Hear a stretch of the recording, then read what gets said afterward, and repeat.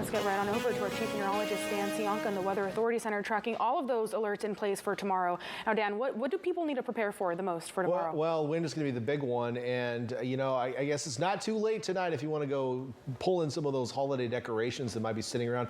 And some areas are going to be more prone to this than others. If you live on the peninsula and down to Big Sur, especially areas that typically get wind when we have storms come through, in Santa Cruz, I think is where we're going to see most of that wind. But to some extent, places like Salinas and Hollister will get some of these funneled winds as well. So also make sure you're ready for a power outage, especially if you live in those coastal areas and up in the coastal mountains. That's the best way to prepare. So let's see how this is all going to play out. We talked about all of the alerts that are in place overnight tonight into tomorrow morning. If you want to see a more detailed breakdown of that, I have it in our weather article on our website. You can also download the KION Weather Authority app, put in your location, and it'll tell you which alerts are in effect for your location. So there are ways to look more specifically, but we're going to give you a good coverage of how things are going to play out overnight. So live look from Domenico's tonight. Things pretty calm. We have a little wind out there this evening, and the rain has been starting in a few areas. And again, most of the activity is going to, I mean, the worst of it is going to be around 6 a.m. tomorrow morning.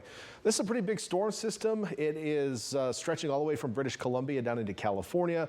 We're basically seeing the front end of it right now. There's another wave behind it, which is kind of intensifying, which will help push that cold front through with extra wind tomorrow morning.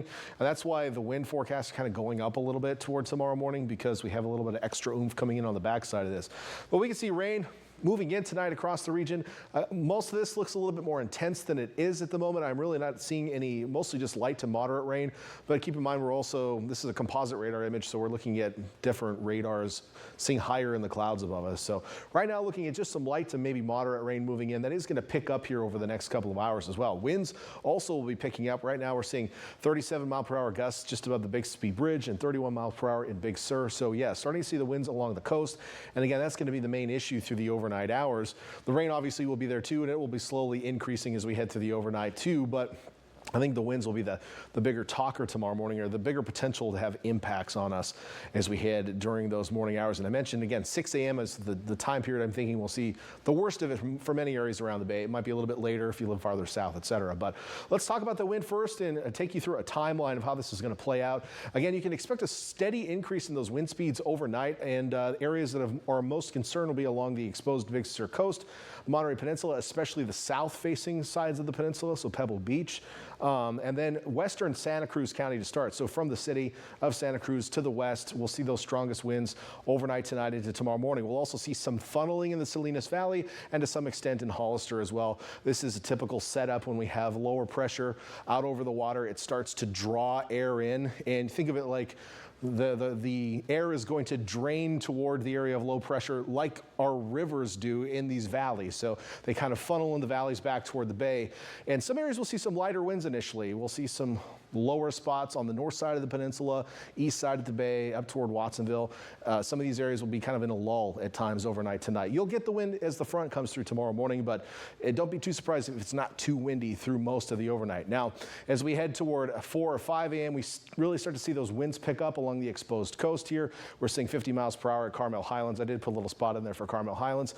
Closing in on 40 miles per hour in Santa Cruz. We head into 6 a.m. and again, I think that's when the winds are going to be the strongest. We're starting to see those winds approaching 50 miles per hour. So what does that mean? What does 50 miles per hour mean? What does 40 miles per hour mean? Well, once you start getting into the 50s, we start seeing trees come down. Whole trees, healthy trees. Not all trees, but some of them start to come down. And anytime that's happening, you're going to end up with power outages, blocked roadways, property damage, etc.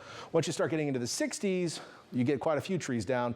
And if you recall, 5 or 6 years ago back in Salinas when we had a wind gust in the 70-mile-per-hour range and a lot of the trees in town came down, that's just kind of giving you the spectrum. I'm not expecting any 70-mile-per-hour gusts tomorrow, but we're going to see a few in that 50 to 60-mile-per-hour range, and that's going to take down a few trees. And areas that I'm expecting that would be mostly western Santa Cruz County and, again, those exposed areas along the Monterey coast. Now we head toward 8 or 9 a.m., notice the winds start to die down along the bay, and that's because the actual cold front is about right here and continuing to move farther inland as we head toward 9 a.m. and then even farther inland as we head toward noon.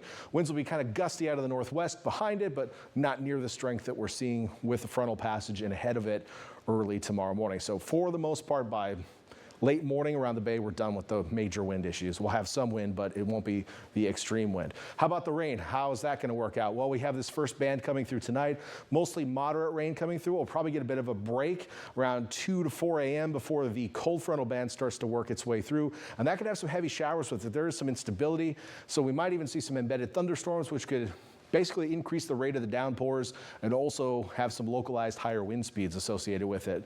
Now, as you look at the presentation here, it doesn't look all that extreme, but we will see a good band of moderate rain to briefly heavy rain come through tomorrow morning. We're not talking massive flooding or anything. That's just not really in the cards, but some street flooding will be possible. And we mentioned that potential flooding around the Carmel River Lagoon with the high tide tomorrow morning. So not a major rain event, but the wind I think is going to be the bigger story with this. A few showers may linger tomorrow afternoon behind it.